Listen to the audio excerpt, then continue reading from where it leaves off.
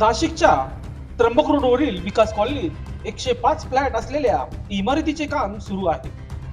बांधकाम व्यावसायिकाने 12 मीटर ऐवजी केवळ 9 मीटर असा सोडून बांधकाम सुरू केलेले आहे. नाशिक महानगरपालिकेने संबंधितास नियमबाह्य परवानगी दिली कशी असा प्रश्न उपस्थित करत स्थानिक रहिवाशांनी आंदोलनाचा पवित्रा घेतला आहे. तर यापूर्वीच रस्त्यासाठी जागा सोडण्यात आली असून इमारतीचे काम नियमानुसारच सुरू असल्याचा दावा बांधकाम व्यावसायिकांनी केला आहे. त्र्यंबक रोडवरील महात्मा नगर समोरील विकास कॉलनी, राधानगरी व सत्या कॉलनी या रहिवाशी वसाहतीत यापूर्वी 12 मीटर रोडची मंजुरी देण्यात आली आहे. मात्र सध्या तेथे 105 फ्लॅट असलेल्या इमारतीचे बांधकाम सुरू असून संबंधित व्यावसायिकांनी फक्त 9 मीटर असा सोडून काम सुरू केले आहे.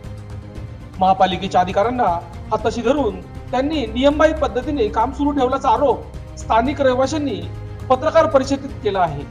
12 मीटरची मंजुरी असलेल्या कॉलनीत महापालिकेने 9 मीटरला परवानगी दिलीच कशी असा संतप्त सवाल करत रहिवाशांनी आंदोलनाचा इशारा दिला आहे. पत्रकार परिषद advocate Babasaheb Nannaware, advocate Shridhar Sonone, doctor Subhash Saikhedkar यांच्यासह स्थानिक रहिवाशी मोठ्या संख्येने उपस्थित होते. तसेच इमारतीचे काम नियमानुसार जागेच्या मूळ मालकांनी 1975 मध्येच 3 मीटर जागा सोडलेली आहे. आम्ही 2.5 वर्षापूर्वी महानगरपालिकेने प्लॅन मंजुरीसाठी टाकला होता, तेव्हाही 3 मीटर जागा सोडली आहे. त्यामुळे महानगरपालिकेने नियमानुसार 9 मीटर मंजुरी दिली आहे, असं पंकज परशुराम मुरिया या बांधकाम व्यावसायिकांनी लोकशास्त्र न्यूजशी बोलताना सांगितलं आहे. सर्वांना नमस्कार. त्र्यंबक रोडवरील महात्मा नगरच्या समोर असलेली विकास कॉलनी, या विकास कॉलनीतील आम्ही सर्वजण रहिवासी आहोत. या विकास कॉलनीला 50 वर्षांपूर्वीची हिस्ट्री आहे. इथे अनेक उच्चभ्रू डॉक्टर्स, वकील, आर्किटेक्ट, इंजिनियर्स, उद्योजक, इंडस्ट्रियलिस्ट, प्राध्यापक, ज्येष्ठ नागरिक असे सर्वत्र इथे अनेक वर्षांपासून वास्तव्य करून राहत असतात. त्यांचे प्रत्येकाचे आपापले बंगले आहेत, रो हाऊसेस आहेत आणि फ्लॅट्स धारक आहेत. तर या ठिकाणी मंजुरी झाल्यानुसार 12 मीटरचा रोड ह्या कॉलनीसाठी अलॉट झालेला आहे. तरी पण 12 मीटरचा रस्ता न असता इथे 9 मीटरच्या रोडवरती दाखवून येथे अतिक्रमण करण्यात आलेलं आहे. आणि तसंच या बिल्डिंगला, एवढ्या उंच बिल्डिंगला इथे परमिशनची ॲक्च्युली द्यायची गरज नव्हती. तरी पण नियमाच्या बाहेर जाऊन आणि नाशिक महानगरपालिकेचे जे अधिकारी आहेत श्री अग्रवालजी यांनी याला चुकीच्या पद्धतीने याला अप्रुव्हल दिलेलं आहे की जेणेकरून बिल्डरला जास्त फायदा व्हावा आणि आमच्या स्थानिक रहिवाशांचं नुकसान व्हावं. याच्याकरता आम्ही आज येथे सगळे जमलेलो आहोत. आम्ही याच्यासाठी कोर्टाचे द्वार पण ठोठावले आहेत. त्याच्यावर पुढची कारवाई, लिगल कारवाई करणार आहोत. पण आजची जी आम्ही जे बोलवलेलं आहे ते जे नाशिक महानगरपालिकेचे जे अधिकारी आहेत, म्हणजे संजय अग्रवाल जे एक्झिक्युटिव्ह इंजिनियर होते, त्यांनी याला चुकीच्या पद्धतीने अप्रुव्हल दिलेलं आहे. त्या ठिकाणी काही भ्रष्ट मार्गाचा अवलंबही केलेला आहे. त्यामुळे त्या संबंधित अधिकारी आणि जे जबाबदार अधिकारी ज्यांनी चुकीच्या पद्धतीने इम्प्लिमेंटेशन चुकीच्या पद्धतीने केलेलं आहे की जेणेकरून सर्व रहिवाशांना त्रास निर्माण झालेला आहे. आणि सर्वात मोठ्या गोष्ट अशी की 12 मीटरचा रोड असताना सुद्धा कसं काय याला परवानगी दिलेली आहे, हा एक मोठा प्रश्न निर्माण झाला आहे. याकरता आमच्या सगळ्या स्थानिक रहिवाशांची सगळ्यांची एक मागणी, आम्हाला 12 मीटरचा रोड मिळालाच पाहिजे. आणि दुसरी गोष्ट अशी आहे, जे महानगरपालिकेचे संबंधित अधिकारी आहेत जे चुकीच्या पद्धतीने याचं अंमलबजावणी करतायत आणि हायकोर्टाचा आदेश असताना की तुम्ही स्थानिक रहिवाशांशी चर्चा करून हा प्रश्न मिटवावा, याच्या 6 महिन्यापासून आम्ही त्याला फॉलोअप करतो आहोत. पण अद्यापही त्यांच्याकडनं कोणताच रिस्पॉन्स नाही.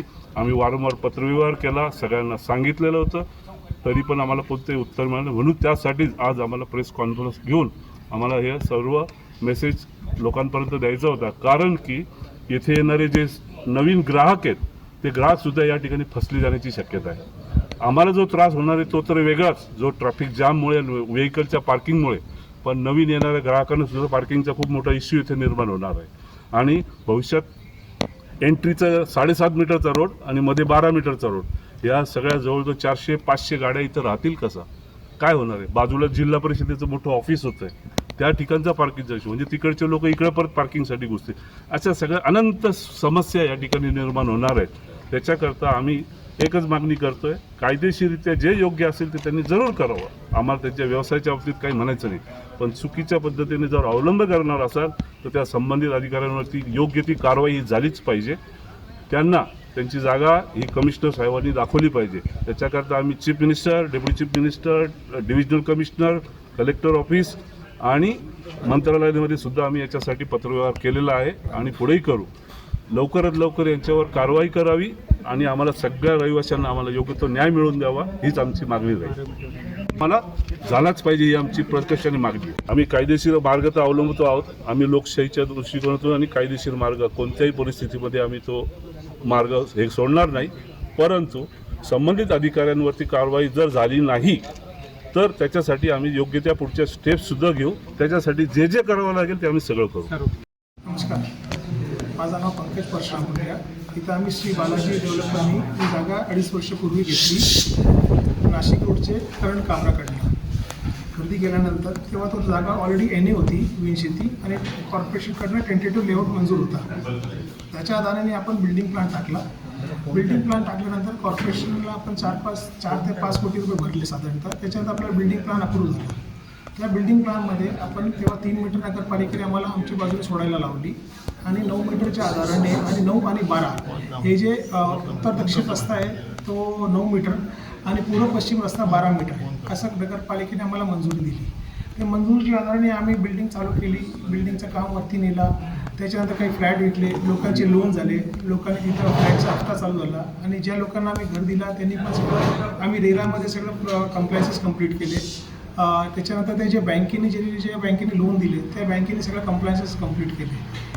त्याच्यानंतर आम्हाला एक साधारणतः 7-8 महिन्यापूर्वी एका सगळं पत्र आलं की तुमचं काम चुकीचं आहे, तुम्ही 12 मीटर सोडायला पाहिजे, 12 मीटर रस्ता सोडायला पाहिजे. तेव्हा पण आम्हाला हे माहीत नव्हतं की 9-12चा काय विषय. पण जेव्हा मी डिटेलमध्ये बॅक वर्किंग केली तेव्हा मला समजून आला की हे ना 4 पट्टी होती 753 1, 2, 3, 4. त्याच्यातले जे 3 नंबरचे हिश्श्याची आमची बिल्डिंग चालू आहे त्याचे जे मूल मालकांनी 3 मीटर रस्ता ऑलरेडी 1975मध्ये सोडलेला आहे. सामायिक रस्ता 3 मीटर आणि आता आम्ही जेव्हा नगरपालिकेकडनं सँक्शन केला तेव्हा 3 मीटर सोडलं. तर आमच्या बाजूने ऑलरेडी 6 मीटर सोडून झालेलं आहे. जे 12 मीटरचा रस्ता पाहिजे असेल तर समोरच्या बाजूलाच त्यांनी ना मुळात 4.5 सोडला. त्यांच्या लेआउटमध्ये मग दिसतो 4.5 सोडलेला. त्यांनी दाखवल्या 6 पण त्यांनी 4.5 सोडलेलं आहे आणि त्यांचं आणि प्लस त्यांचा 1.5 मीटरचं अतिक्रमण आहे. तर त्यांना 12 पाहिजे असलं 3 मीटर त्यांनी त्यांच्या बाजूनेच कमी करावं लागेल.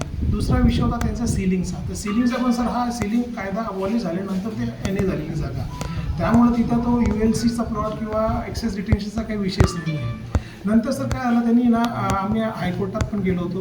त्यांनी जी आम्हाला वर्क स्टॉपची नोटीस दिली ती नगरपालिकेने त्याला कॉर्पोरेशन हायकोर्टाने स्क्वॅश केली.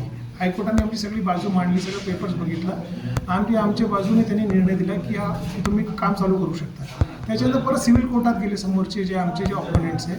तर सिव्हिल कोर्टाने पण आता कुठल्या तारखेला 5 तारखेला निकाल आमच्या बाजूने दिला. त्याच्यात पण क्लिअर लिहिलेलं आहे की आमचं काम व्यवस्थित चालू आहे. आम्ही नियमाच्या कुठेही पलीकडे काही चुकीचं काम करत नाही. आणि सर एक मला सांगा की एवढं जेव्हा घर बांधतो एवढं लोन होतो तेव्हा चुकीचं काम कुठला डेव्हलपर एवढे पैसे टाकून का करणार. आपली काय मी काय मूल मालक नाही, मी तर मार्केट रेटने प्लॉट घेतलेलं आहे. त्याच्यात मला बाजारभावाने प्लॉट घेऊन आणि हे सगळं काम करताना एवढे पैसे गुंतवणूक करणार तुम्ही चुकीचं काम का करणार सर. आणि आम्हाला नगरपालिकेने सँक्शन दिला, कलेक्टरने एन ए केला, त्याच्यानंतरच आम्ही काम चालू केलं साहेब. किती अजून एक तुमच्यावर आरोप केला आहे का तुम्ही करताय तर बांधकाममध्ये कॉलमपेक्षा तुम्ही जे स्लॅब आहे ते बाहेर काढलेलं आहे नियमाच्या बाहेर. नाही सर, जे नियमात आहे तेच आहे. जे कॉलम आहे आणि जे बाल्कनी प्रोजेक्शन आहे ते नियमाच्या बाहेर कुठंच नाही आहे. जे प्लॅनमध्ये सँक्शन आहे त्याच्या व्यतिरिक्त 1 इंच 1 सेंटीमीटर बाहेर नाही काढलेलं आहे सर. परंतु तुम्ही कट टू कट ते लाईन धरलेली असं पण त्यांनी केलं. सर आम्ही जे 3 मीटर नाही आम्हाला जे नगरपालिकेनं जे लिमिट दिलेले त्याच्या बाहेर आम्ही नाही आहे. आणि आम्ही जे 3 मीटर जो जुना सोडलेला आहे तो आम्हाला पण माहीत नव्हता. 1975मधले जे सोडलेले त्याचे रेकॉर्ड्स सिटी सर्वेमध्ये आणि 3 मीटर जे आम्ही आता सोडलं आहे त्याच्या कॉर्पोरेशनमध्ये सँक्शन आहे. त्याच्या व्यतिरिक्त आम्हाला अजून जागा सोडण्याची काही गरज नव्हती सर. आणि आम्हाला ॲक्च्युली ते 9-12चा माहिती पण नव्हता विषय आधीपर्यंत. नियमात आला सँक्शन आम्ही त्याच्यामुळे काम केलं सर. नाही या कोर्टानं चालू होते कारण तुम्ही हायकोर्टाचा अपमान केला आहे असं मी त्यांचं म्हणावं. हायकोर्टाने आमची बाजूने दिली सर. हायकोर्टाने आम्हाला हे बघा सर, हायकोर्टाचा निर्णय आहे. त्यांनी हायकोर्टाने पूर्ण स्क्वॅश केला आहे आणि हायकोर्टाने आमच्या बाजूला दिलेलं आहे. You can read this also. आणि ऑनलाईन आहे आणि सिव्हिल कोर्टाने पण तसंच केलं सर. त्यांचा दावा रिजेक्ट झालेला आहे. दावा रिजेक्ट झाला आणि त्यांना ते कॉस्ट पण बेअर करायला लावली आहे. त्यांना दंड दिलेला आहे. नाही, परंतु हायकोर्टाने असं सांगितलं होतं तुमच्यामध्ये समझोता करून घ्यावं इकडं. काय होतं नाही, त्यात? तसं नाही सर हा कोर्ट निर्णय आपण वाचू शकता सर. वाटलं तर मी कोर्टची कॉपी देतो आपल्याला, ऑनलाईन पण आपण बघू शकता सर. नाही, पण तुमचं सगळं कायदेशीर असेल तर मग हे स्थानिक रहिवाशांचा विरोध काय मग? सर डोंट नो सर, आमच्याकडनं आम्ही तर एकच सांगतो, आम्हाला कोणाला त्रास द्यायचा नाही आहे, पण आम्हाला समजून येत नाही काय विरोध आहे, कशासाठी विरोध करताय सर. आता सर तो रस्ता समोरची एंट्री बारीक आहे, तर त्याच्यात आम्ही काय करू शकतो. आता शिरीनोडोज आहे, एवढा मोठा प्रोजेक्ट आहे शिरीनोडोज गंगापूरला, तिथं कमीत कमी 800 900 फ्लॅटचे किती प्रोजेक्ट चालू आहे, त्याची एंट्री बारीक आहे, तर त्याच्यात आपण काय करू शकतो ॲज अ डेव्हलपर. लोकशास्त्र न्यूजसाठी बंटी आढाव, सातपूर.